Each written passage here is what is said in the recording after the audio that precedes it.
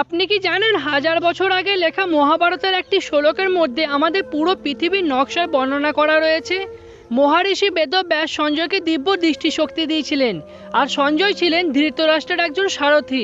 যুদ্ধের সময় রণভূমির বিষয়ে সমস্ত ঘটনা যা সঞ্জয় তার দিব্য শক্তির জন্য ধৃতরাষ্ট্রকে বলতেন।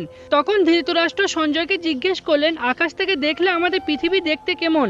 এর উত্তরে সঞ্জয় ওনাকে ওপরের লেখা এই শ্লোকের মাধ্যমে এর বর্ণনা করেন, যা আমি বাংলায় অনুবাদ করে সংক্ষেপে বলে দিই আপনাদেরকে। সঞ্জয় এটা বললেন যে পৃথিবীর দুটি অংশ, যা অশ্বত্থ গাছের পাতার মতো আর বাকি অংশ খরগোশের মতো দেখতে। এই শ্লোকের ওপর ভিত্তিতে রামানুচার্য যখন ম্যাপ তৈরি করেন, যা দেখতে অনেকটা এরকম ছিল। আর যদি এই ম্যাপটিকে একটু অন্য অ্যাঙ্গেল অর্থাৎ আয়নার দর্পণ থেকে দেখা যায়, যা হুবহু পৃথিবীর ম্যাপের মতো দেখতে। আর সব থেকে চমৎকার বিষয় হলো তখনকার সময় ছিল না কোনো স্যাটেলাইট। তাহলে এটার ধারণা এতটা নিখুঁত কী করে হতে পারে?